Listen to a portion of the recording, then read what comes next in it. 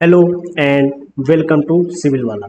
आज की इस क्लास में हम बात करने वाले हैं अगली इस सीरीज में, जिसका नाम है एमसीक्यू सीरीज। और यहाँ पे कुछ इंपॉर्टेंट क्वेश्चंस के बारे में हम डिस्कस कर रहे हैं।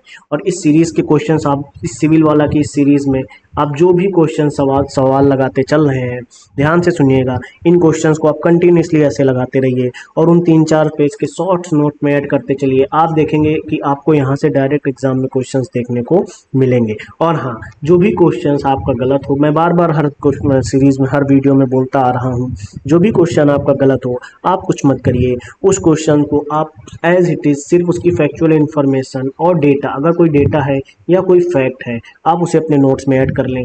जैसे ये आपका पेज है तो आप इसे सजाइए मत, आप चुपचाप उस पेज में जहाँ भी जगह पाए ऐसे फैक्ट और डेटा ऐड करते चलिए। जहाँ भी जगह पाते जाए आप ऐसे फैक्ट और डेटा ऐड करते चलिए। आप देखेंगे वो 3 से 4 पेज के जो शॉर्ट नोट्स इस एमसीक्यूज की सीरीज से आपके तैयार होंगे, आपके लिए बहुत हेल्पफुल साबित होंगे। एग्जाम में आपको डायरेक्ट यहाँ से क्वेश्चंस देखने को मिलेंगे।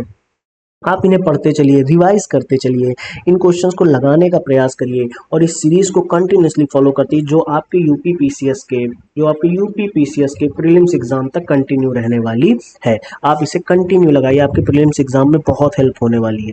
तो आज की उसी सीरीज को कंटिन्यू करते हुए मराठा एम्पायर पे हम क्वेश्चन सॉल्व करेंगे और देखते हैं कि इससे रिलेटेड क्वेश्चंस कैसे आते हैं और आप इन्हें कैसे सॉल्व करेंगे और अपने नोट्स को स्ट्रॉन्ग कैसे करेंगे। अगले क्वेश्चंस की तरफ बढ़ने से पहले एक चीज़ और बता दें कि ये सीरीज के पिछले वीडियोस जरूर आप फॉलो कर लीजिएगा। फिलहाल के लिए बातों को पीछे करते हुए सीधे क्वेश्चंस पे आते हैं।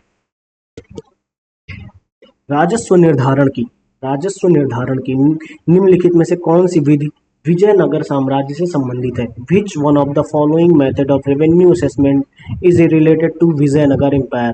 चौथ, रैयतवाड़ी, राय रेखा या सरदेशमुखी? तो इसका आंसर हो जाएगा सरदेशमुखी। इसका आंसर क्या हो जाएगा? सरदेशमुखी। अगले क्वेश्चन की तरफ चलें, स्पष्टीकरण पढ़ना है। सरदेशमुखी 31 चौथ पर लगाया जाने वाला अतिरिक्त 10% कर है। अतिरिक्त कर का कारण राजा द्वारा संग्रह पर वंशानुगत अधिकारों का दावा करना है या राजस्व निर्धारण विजयनगर साम्राज्य से संबंधित है। ठीक है, से संबंधित है विजयनगर साम्राज्य। अगले क्वेश्चन की तरफ, ये एक्सप्लेनेशन आप चाहें तो इंग्लिश में इसको यहाँ पे ऐसे पढ़ सकते हैं। इंग्लिश में भी एक्सप्लेनेशन दिया है, आप आसानी से 1 मिनट का टाइम लगता है, आप वीडियो पॉज करिए पढ़ लीजिए। अगले क्वेश्चन की तरफ चलते हैं। शिवाजी ने अपना राज्याभिषेक किया पूना में, कोंकण में, बीजापुर में या फिर रायगढ़ में? इंग्लिश में क्वेश्चन कहाँ पे लिखा हुआ है? Shivaji crowned himself at Poona, Konkan, Bijapur, Raigarh. तो इसका आंसर क्या हो जाएगा? रायगढ़। इसका आंसर क्या हो जाएगा? रायगढ़। क्लियर है? क्लियर है? आगे बढ़े। अगला क्वेश्चन, शिवाजी ने एक बेड़ा बनाया रखा। क्या क्वेश्चन है, पढ़िए। Shivaji maintained a fleet at Surat, Calicut, Bombay, Kolaba.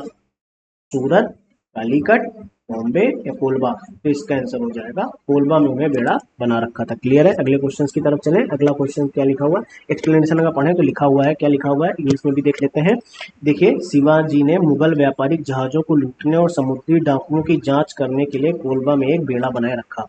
Shivaji maintained a fleet at Colaba to plunder the Mughal trading vessels and also the check the pirates. ठीक है, अगला क्वेश्चन क्या है? अगले क्वेश्चन की तरफ चलते हैं। अगला क्वेश्चन है, शिवाजी ने जय सिंह के सामने समर्पण किया और संधि पर हस्ताक्षर किए। पूना पे, पुरंदर की संधि पे, कोंकण या सूरत?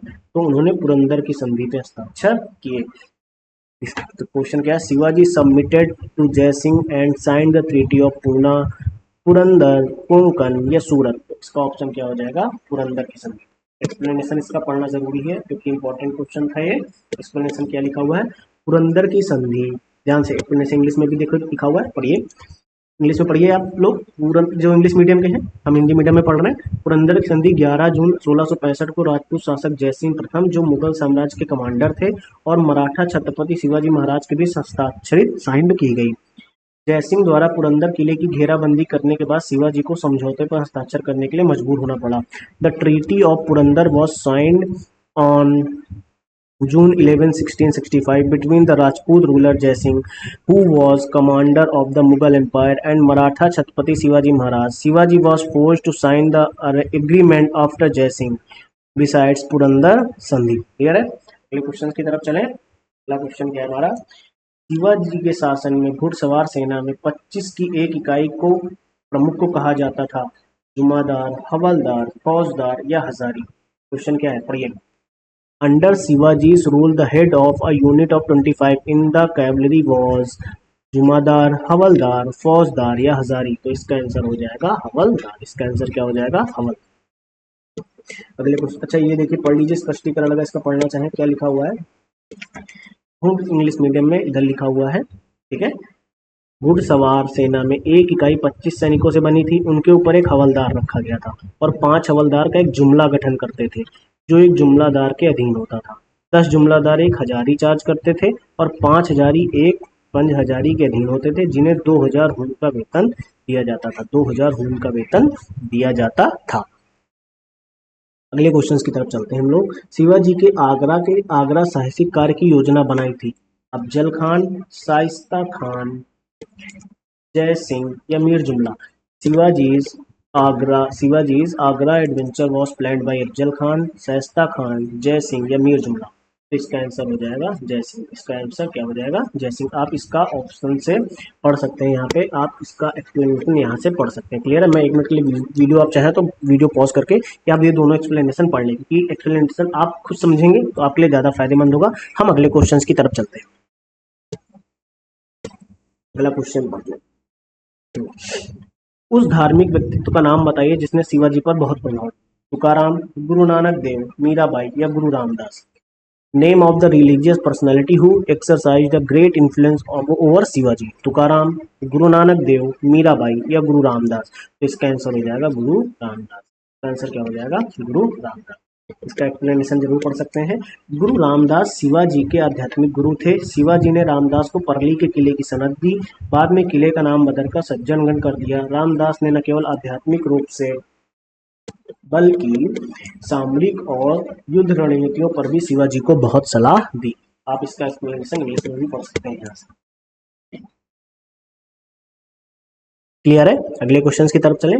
शिवाजी ने को लूटा और बड़ी लूट हासिल की। किसको लूटा और बड़ी लूट हासिल की, क्वेश्चन पढ़िए। शिवाजी ने, इस यहाँ पे भरिए, किसको लूटा, बीजापुर को, पूना को, कोंकण को या सूरत को। तो इसका आंसर हो जाएगा सूरत। इसका आंसर हो जाएगा सूरत, सॉरी क्या हो जाएगा, सूरत। एक्सप्लेनेशन पढ़ना चाहेंगे। इन जनवरी 1664 which with 4000 picked Maratha soldiers Shivaji attacked and sacked सूरत। ठीक है, 1664 में, ठीक है।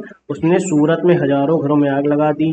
शिवाजी ने 1 करोड़ रुपए से अधिक मूल्य का सोना, चांदी, मोती और हीरे लेकर सूरत छोड़ दिया। ठीक है, अगले क्वेश्चन की तरफ चलें। अगला क्वेश्चन क्या है, मराठा सरकार की धुरी पुणे गुना में पेशवा का सचिवालय किस नाम से जाना जाता था। हुजूर दफ्तर, एलबेरीज दफ्तर, चलते दफ्तर या पेशवा दफ्तर। तो इसका हो जाएगा हुजूर दफ्तर। क्या हो जाएगा, हुजूर दफ्तर। अगले क्वेश्चन की तरफ चलें। इस एक्सप्लेनेशन को आप पढ़ सकते हैं, ये रहा। ठीक है, इंग्लिश में भी दिया हुआ है और हिंदी में भी दिया हुआ है, दोनों मीडियम्स में एक्सप्लेनेशन दिया है, आप चाहें तो पढ़ सकते हैं। ठीक है, अगले क्वेश्चन की तरफ हम कंटिन्यू कर रहे हैं। किस वर्ष शिवाजी को छत्रपति के रूप में ताज पहनाया गया। In which year Shivaji was crowned as a Chhatrapati. 1608, 1674 या फिर 1646 या 1710। इसका ऑप्शन बी सही है, 1674 में। 1608 में नहीं, 1646 में नहीं, 1710 में नहीं, 1674 में। ठीक है, अगले क्वेश्चन की तरफ चलें। छत्रपति संभाजी किस वंश के शासक थे। क्वेश्चन कहाँ इंग्लिश में लिखा हुआ है। Chhatrapati Sambhaji was the ruler of which dynasty. Maratha, Nanda, Haryanka या मौर्य। मराठा, नंद, हर्यक या मौर्य। सिंपल सा है, इसका आंसर हो जाएगा मराठा। अगले क्वेश्चन की तरफ चलते हैं। अगला क्वेश्चन क्या है हमारा, बाजीराव फर्स्ट, हिंदी में भी निकाल लेते हैं। बाजीराव फर्स्ट कहाँ गया, हाँ, 1720 से 1740 AD was the ruler of which dynasty. Bajirao प्रथम किस वंश के शासक थे। नंदा, पेशवा, हर्यक, मौर्य। तो पेशवा वंश के शासक थे, पेशवा वंश के शासक थे। ठीक है, पेशवा वंश। ठीक है, अगले क्वेश्चन की तरफ चलें। अगला क्वेश्चन क्या है हमारा, एक्सप्लेनेशन देख लीजिएगा बाजीराव के बारे में। ठीक है, एक्सप्लेनेशन आप यहाँ से पढ़ सकते हैं। अगले क्वेश्चन की तरफ हम कंटिन्यू कर रहे हैं। अगला क्वेश्चन पढ़ते हुए आगे बढ़ते हैं। छत्रपति शिवाजी महाराज किस वंश के शासक थे, बताइए। बहुत सिंपल सा क्वेश्चन है, नंद वंश के या हर्यक वंश के या मौर्य वंश के या फिर मराठा वंश के या फिर मराठा वंश के, इसका आंसर हो जाएगा मराठा वंश। क्लियर है? अगले क्वेश्चन की तरफ चलें। ये रहा इसका एक्सप्लेनेशन। 14 नंबर क्वेश्चन क्या है हमारा, बाजीराव द्वितीय किस वंश का शासक था? नंद वंश का, हर्यक वंश का, मौर्य वंश का या पेशवा वंश का? तो वो हो जाएगा पेशवा वंश का। किस वंश का? पेशवा वंश का। अगला क्वेश्चन क्या है हमारा, अगला इस एक्सप्लेनेशन को एक बार पढ़ लेते हैं। ये वाला एक्सप्लेनेशन आप देखिए, फिर उसके बाद अगले टॉपिक पे चलेंगे। बाजीराव सेकंड 10 जनवरी 1775 से 28 January 1851 was the last Peshwa of Maratha empire and govern from 1795 to 1818. He was installed as a puppet ruler by the Maratha nobles, who growing power prompted him to flee his capital Pune and sign the Treaty of Bassein 1802 with the British. British के साथ basin की संधि पर हस्ताक्षर करने के लिए प्रेरित किया गया। ठीक है, ये रहे कुछ क्वेश्चंस। आपके जो क्वेश्चंस गलत हुए हो आप चुपचाप उन्हें नोट्स में ऐड करिए और आगे बढ़ जाइए। फिलहाल के लिए इस क्लास में इतना ही, मिलते हैं अगली क्लास में जहां पे हम स्टार्ट करने वाले हैं 1857 का रिवॉल्ट। क्लियर?